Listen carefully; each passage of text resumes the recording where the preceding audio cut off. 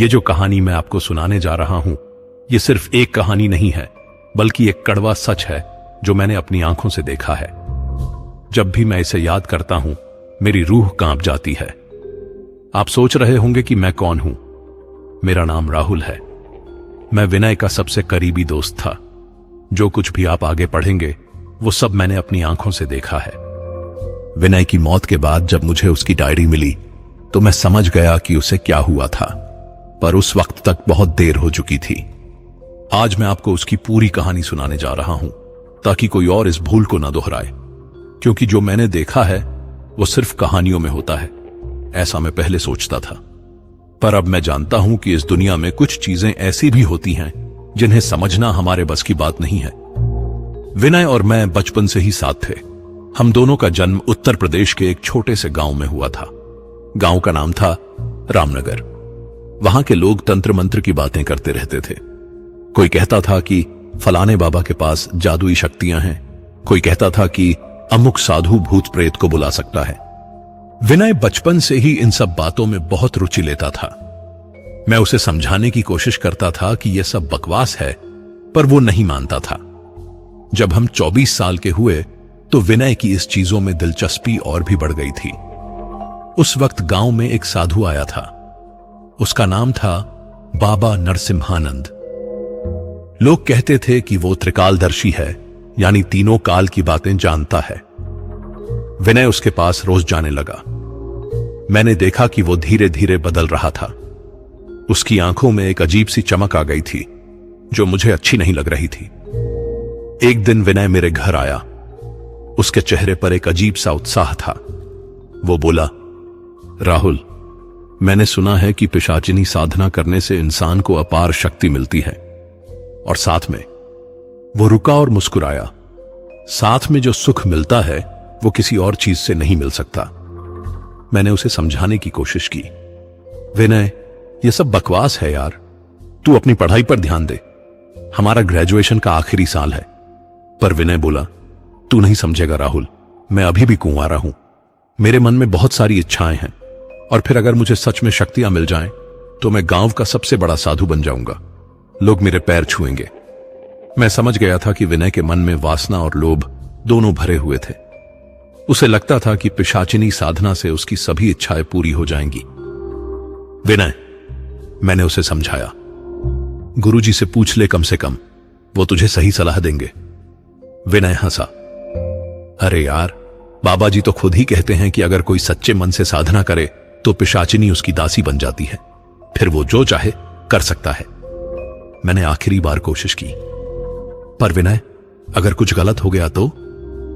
कुछ नहीं होगा यार, मैं सब पढ़ चुका हूं, सारे मंत्र याद कर लिए हैं।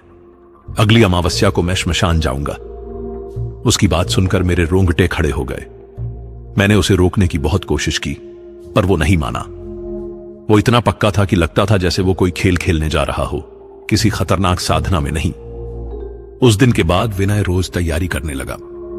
वो श्मशान के पास जाकर जगह देखता, मंत्रों का अभ्यास करता। मैंने देखा कि वो दिन ब दिन और भी जिद्दी होता जा रहा था। बाबा नरसिम्हानंद से जब मैंने इस बारे में बात की, तो वो बोले, राहुल बेटा, मैंने विनय को मना किया है, पर वो सुनता ही नहीं है। पिशाचिनी साधना कोई खेल नहीं है। एक भी गलती हुई तो साधक का सर्वनाश हो जाता है। तो फिर आपने उसे इसके बारे में बताया ही क्यों? मैंने पूछा। बाबा जी की आंखों में चिंता दिखी। बेटा, मैंने सिर्फ इसका जिक्र किया था, पर विनय ने इसे गलत तरीके से समझा है। उसे लगता है कि पिशाचिनी को वश में करना आसान है, पर सच यह है कि पिशाचिनी खुद ही साधक को वश में कर लेती है। क्या मतलब? मैं घबरा गया। मतलब यह है कि जो इंसान पिशाचिनी को बुलाता है, वो सोचता है कि वो उसका मालिक बनेगा, पर होता उल्टा है। पिशाचिनी उसे अपना गुलाम बना लेती है, और फिर वो इंसान अपनी मर्जी से कुछ नहीं कर सकता। बाबा जी की बातें सुनकर मैं बहुत डर गया था। मैंने विनय को आखिरी बार समझाने की कोशिश की, पर वो बिल्कुल भी नहीं माना। अमावस्या की रात आ गई थी। विनय ने अपना फैसला कर लिया था। मैंने उससे कहा था कि मैं भी उसके साथ जाऊंगा, पर उसने मना कर दिया। नहीं राहुल, यह साधना अकेले में करनी पड़ती है। तू चिंता मत कर, मैं सुबह तक वापस आ जाऊंगा, और फिर तू देखना मेरी जिंदगी कैसे बदल जाएगी। वो रात में बिल्कुल भी नहीं सो पाया था। मन में बार बार यही डर आ रहा था कि कहीं विनय के साथ कुछ बुरा ना हो जाए। सुबह जब वो वापस आया तो उसका चेहरा देखकर मैं समझ गया था कि कुछ तो गड़बड़ जरूर हुई है। उसकी आंखें लाल थीं, चेहरा पीला पड़ा हुआ था और वो बहुत थका हुआ लग रहा था। क्या हुआ विनय? मैंने पूछा। वो मुस्कुराया, पर उसकी मुस्कुराहट में कुछ अजीब सा था। राहुल, मैं सफल हो गया हूं। मैंने उसे बुला लिया है। किसे? मैंने पूछा, हालांकि मैं जानता था कि वो किसकी बात कर रहा है। पिशाचिनी को। वो बहुत सुंदर है राहुल, इतनी सुंदर कि तू सोच भी नहीं सकता। और रात भर। वो रुका। रात भर मैंने जो अनुभव किया है वो मैं किसी को नहीं बता सकता। मुझे लगा कि विनय सच कह रहा था। उसके चेहरे पर जो भाव थे वो झूठ के नहीं लग रहे थे। पर मैं यह भी देख रहा था कि वो सिर्फ एक रात में ही कितना बदल गया था। उस दिन के बाद से विनय की जिंदगी बदलना शुरू हो गई थी, पर वो बदलाव अच्छा नहीं था। वो दिन ब दिन कमजोर होता जा रहा था और मैं समझ नहीं पा रहा था कि आखिर हो क्या रहा है। विनय ने मुझे जो बताया था उससे मैं समझ गया था कि वो सिर्फ अपनी सफलता की बात कर रहा है, पर मैं उसकी हालत देखकर परेशान था। अगले कुछ दिनों में मैंने उसमें और भी बदलाव देखे। पहले तो विनय बहुत हंसमुख था, हमेशा हंसता मजाक करता रहता था, पर अब वो ज्यादातर चुप रहने लगा था। कॉलेज में भी वो अकेले अकेले रहता था। प्रोफेसर कुछ पूछते तो जवाब देता, पर दिमाग कहीं और लगता था। एक दिन मैंने उससे पूछा, विनय, तू ठीक तो है ना? वो बोला, हां यार, बिल्कुल ठीक हूं, बल्कि पहले से भी ज्यादा अच्छा हूं। तो फिर तू इतना चुप क्यों रहता है? और तेरा चेहरा भी पीला लग रहा है। विनय हंसा। अरे यार, साधना करने से ऐसा होता है। मेरी शक्तियां बढ़ रही हैं। जल्दी ही तू देखेगा कि मैं कैसे लोगों की भविष्य की बातें बता सकता हूं। मुझे उसकी बात सच नहीं लग रही थी। उसकी आंखों में जो चमक पहले थी वो गायब हो गई थी। अब उसकी आंखें अक्सर लाल रहती थीं, जैसे उसे नींद नहीं आ रही हो। एक दिन मैं उसके घर गया। उसकी मां मिली तो बोली, राहुल बेटा, विनय को समझाओ, रात भर जागता रहता है, पता नहीं क्या करता है अपने कमरे में, और दिन में सोता रहता है। मैंने विनय के कमरे में जाकर देखा। वो बिस्तर पर लेटा हुआ था, पर जाग रहा था, आंखें छत की तरफ टिकाए, कुछ सोचता हुआ। विनय, तेरी मां कह रही थी कि तू रात भर जागता रहता है, क्या बात है? विनय ने मेरी तरफ देखा। उसकी आंखों में एक अजीब सा नशा था। राहुल, तू नहीं समझेगा, रात को वो आती है। कौन आती है? मैंने पूछा, हालांकि मैं समझ रहा था कि वो किसकी बात कर रहा है। वो पिशाचिनी। वो हर रात आती है। और फिर? विनय मुस्कुराया। फिर हम दोनों का मिलन होता है। मैं घबरा गया।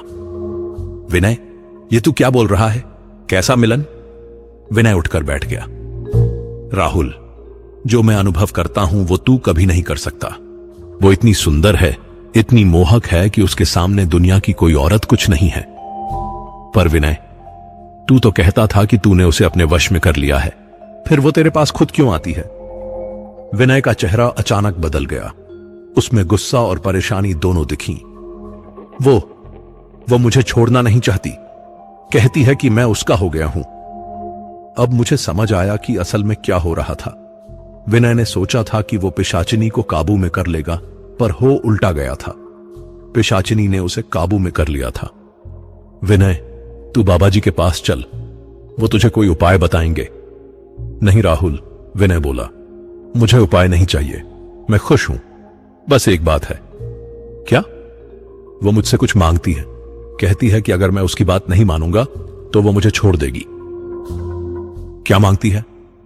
विनय चुप हो गया, फिर धीरे से बोला, वो मुझसे मेरी जिंदगी मांगती है। कहती है कि अगर मैं उसका पूरा हो जाऊं तो वो मुझे हमेशा के लिए अपने पास रख लेगी। मैं बुरी तरह घबरा गया। विनय, तू पागल हो गया है? वो तुझे मारना चाहती है। नहीं राहुल, वो मुझसे प्रेम करती है। वो मुझे मारना नहीं चाहती, बल्कि हमेशा के लिए अपने पास रखना चाहती है। मैंने समझा कि विनय पूरी तरह से उस पिशाचिनी के प्रभाव में आ गया था। उसकी सोचने की शक्ति भी चली गई थी। उस दिन मैं बाबा नरसिम्हानंद के पास गया। उन्होंने मेरी सारी बात सुनी, फिर बोले, राहुल, मुझे डर था कि ऐसा ही होगा। विनय अब पिशाचिनी के पूरे वश में है। क्या कोई उपाय नहीं है? मैंने पूछा। उपाय तो है, पर बहुत कठिन है। विनय को खुद ही इससे छुटकारा पाने की इच्छा करनी होगी। जब तक वो खुद नहीं चाहेगा, तब तक कोई उसकी मदद नहीं कर सकता।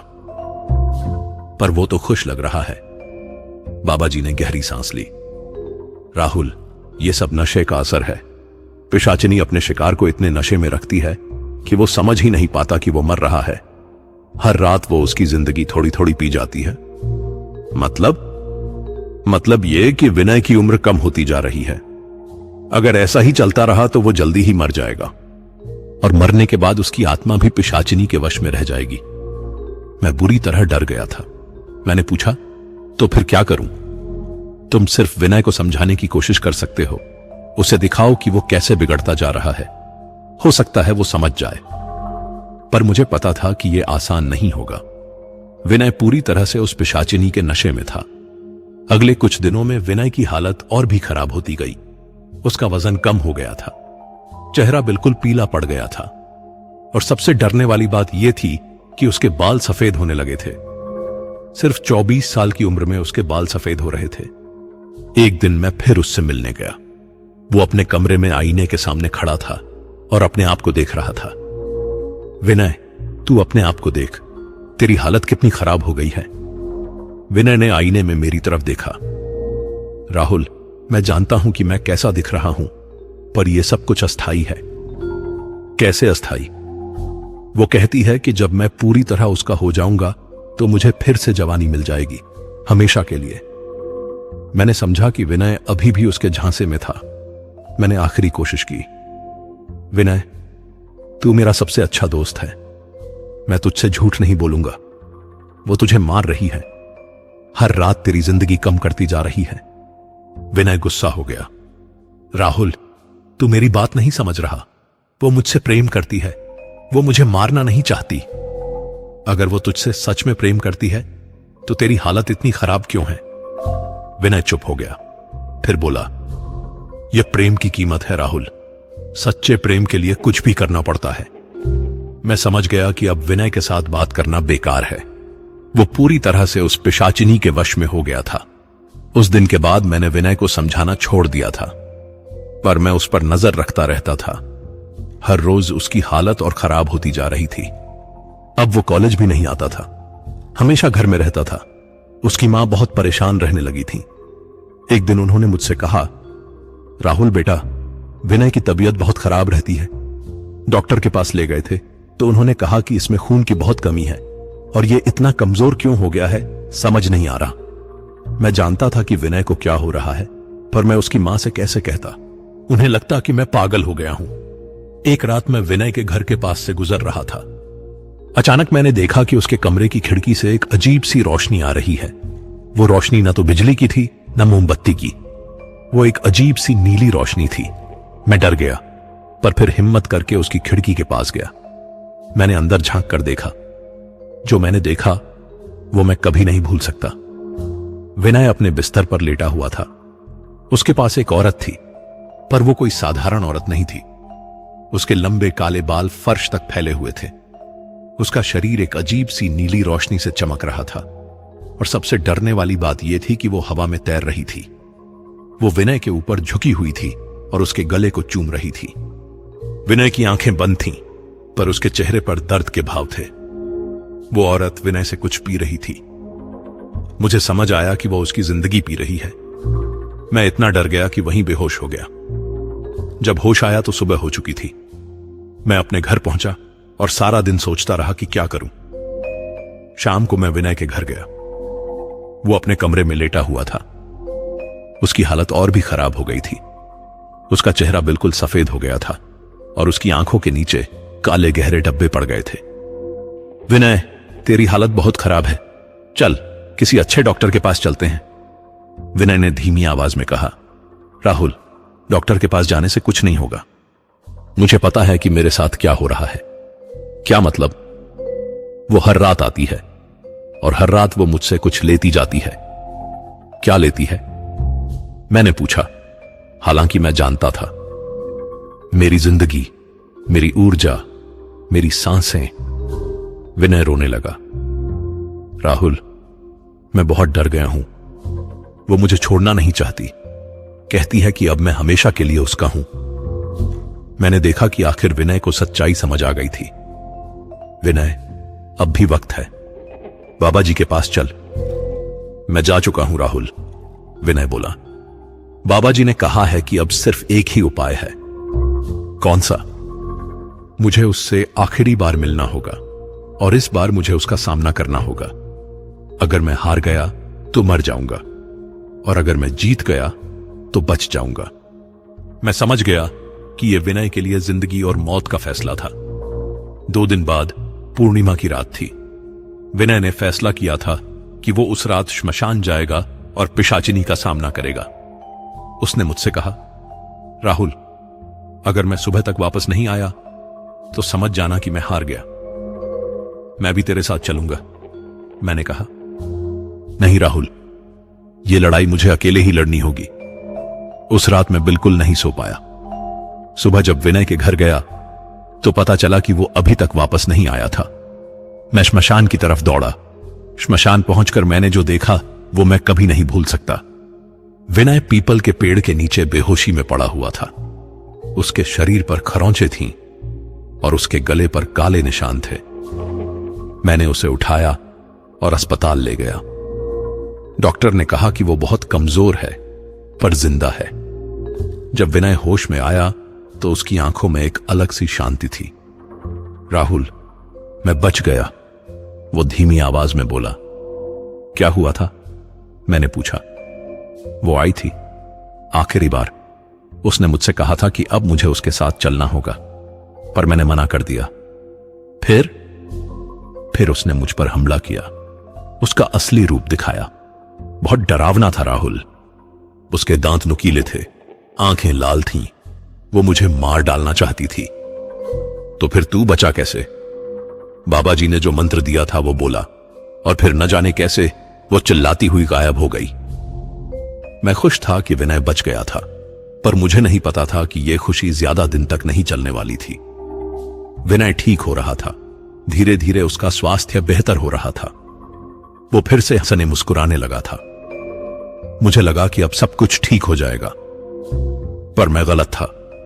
1 महीने बाद विनय ने मुझसे कहा, राहुल, मुझे कुछ अजीब सा लग रहा है। क्या मतलब?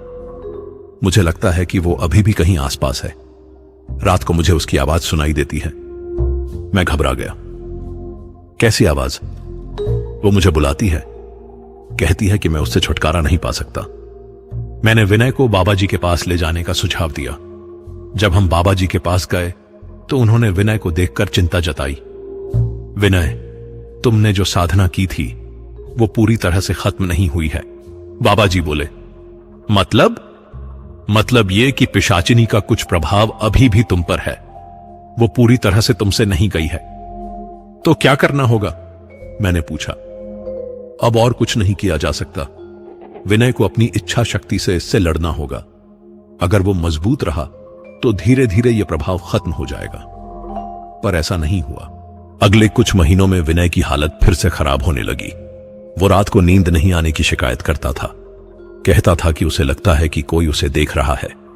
एक दिन उसने मुझसे कहा, राहुल, मैं अपने कमरे में अकेला नहीं रह सकता। मुझे हमेशा लगता है कि वो वहां है। कहां है? कोने में। हमेशा कोने में खड़ी रहती है, मुझे देखती रहती है। मैं समझ गया कि विनय की मानसिक हालत भी बिगड़ने लगी थी। वो चीजें देखने लगा था जो वहां नहीं थीं। डॉक्टर ने कहा कि विनय को मानसिक तनाव है। उन्होंने कुछ दवाइयां दी, पर कोई फायदा नहीं हुआ।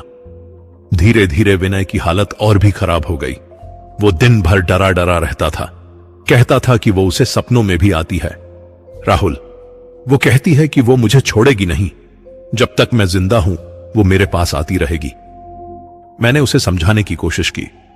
विनय, ये सब तेरे दिमाग का खेल है। वो गई है, अब वो नहीं आएगी। नहीं राहुल, विनय रोने लगा। वो अभी भी यहां है। मैं उसे देख सकता हूं। वो मेरे सामने खड़ी है। मैंने देखा कि विनय के सामने कोई नहीं था। पर वो अपनी जगह से हिल भी नहीं रहा था। उस दिन मैं समझ गया कि विनय का दिमाग पूरी तरह से बिगड़ गया है। वो अब वास्तविकता और कल्पना में फर्क नहीं कर पा रहा था। मैंने उसे एक मानसिक चिकित्सक के पास ले जाने का सुझाव दिया, पर विनय मानने को तैयार नहीं था। वो कहता था कि कोई डॉक्टर उसकी मदद नहीं कर सकता। 1 साल बाद विनय की हालत इतनी खराब हो गई कि उसे अस्पताल में भर्ती करना पड़ा।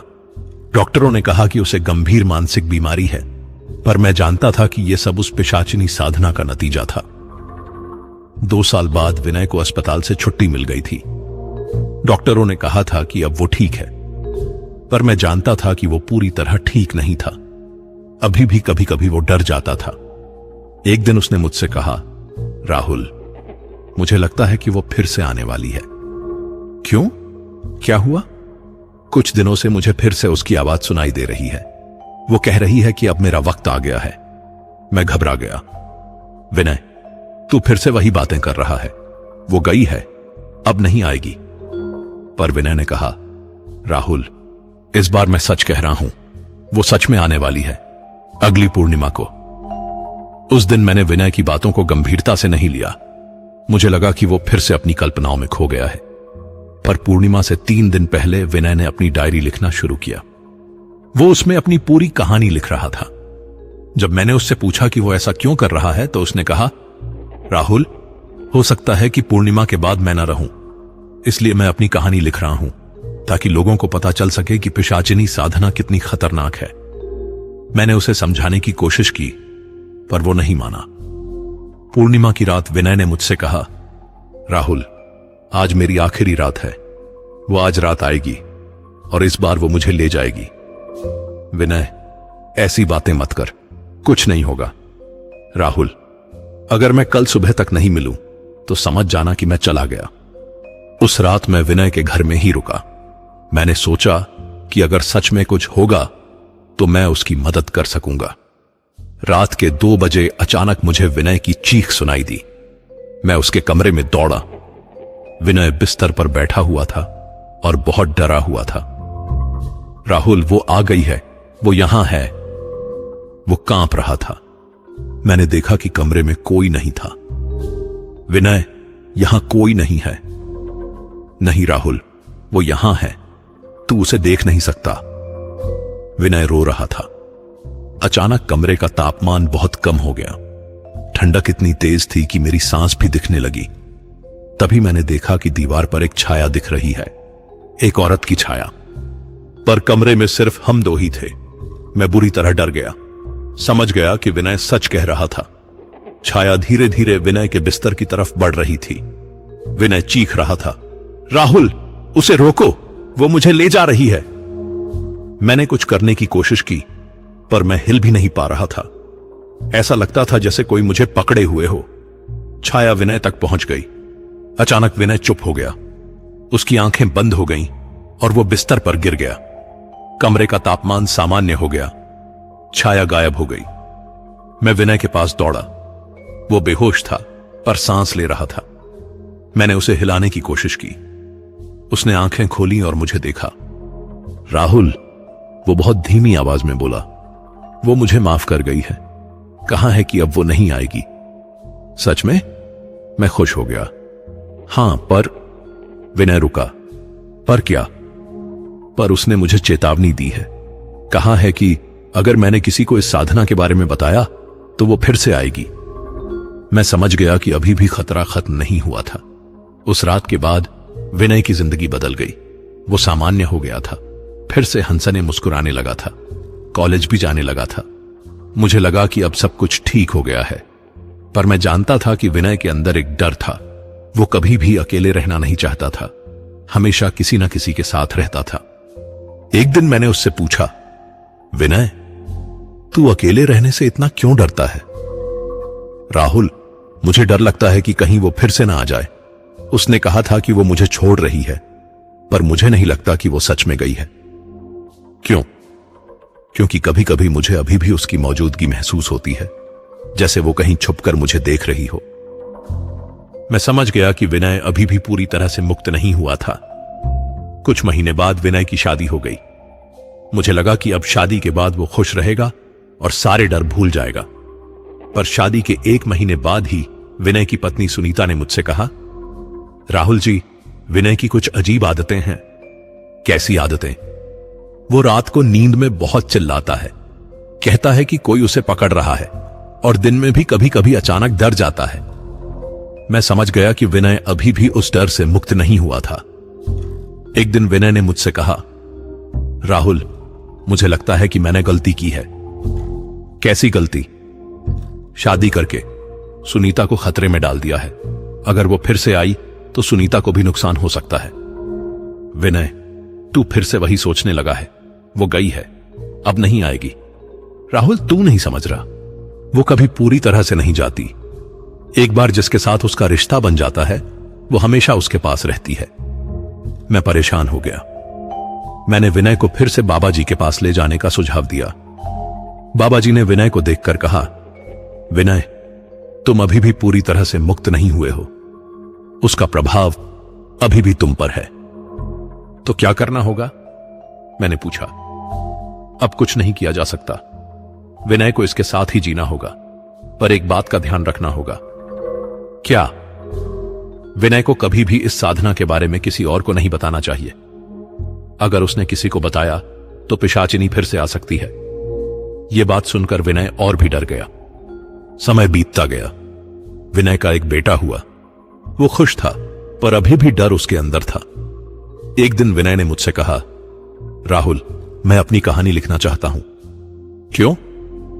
ताकि लोगों को पता चल सके कि पिशाचिनी साधना कितनी खतरनाक है, कोई और इस भूल को ना करे। पर बाबा जी ने कहा था कि तू किसी को नहीं बताएगा। राहुल, मैं सिर्फ चेतावनी देना चाहता हूं। मैं नहीं चाहता कि कोई और मेरी जैसी स्थिति में फंसे। मैंने उसे रोकने की कोशिश की, पर वो नहीं माना। उसने अपनी पूरी कहानी लिखनी शुरू की। जैसे ही उसने लिखना शुरू किया, उसकी हालत फिर से बिगड़ने लगी। वो रात को नींद नहीं आने की शिकायत करने लगा। कहने लगा कि उसे फिर से उसकी आवाज सुनाई दे रही है। मैं समझ गया कि पिशाचिनी को पता चल गया है कि विनय अपनी कहानी लिख रहा है।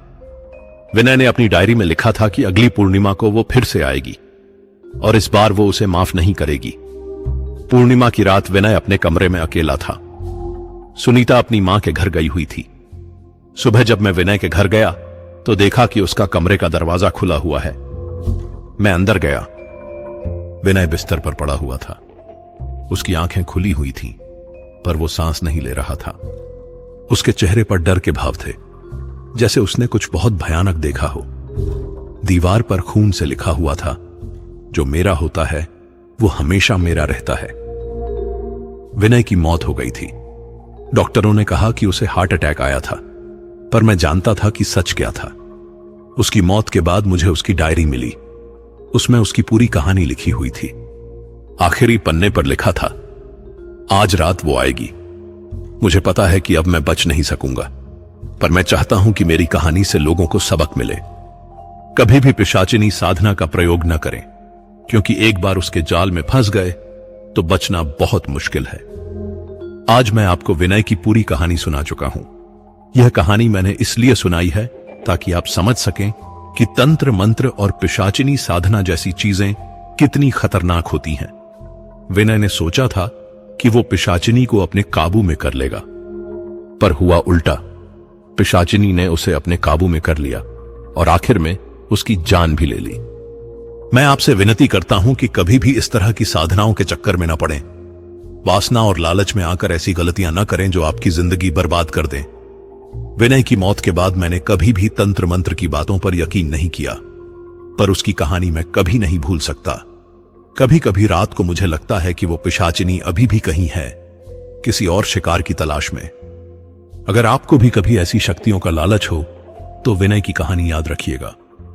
याद रखिएगा कि कुछ चीजें ऐसी होती हैं जिनसे बचकर रहना ही बेहतर होता है। विनय की आत्मा को शांति मिले, यही मैं भगवान से प्रार्थना करता हूं और आप सभी से विनती करता हूं कि इस कहानी को सिर्फ एक कहानी न समझें, बल्कि एक चेतावनी समझें। क्योंकि जो एक बार पिशाचिनी के आलिंगन में फंस जाता है, वो कभी भी पूरी तरह से मुक्त नहीं हो पाता।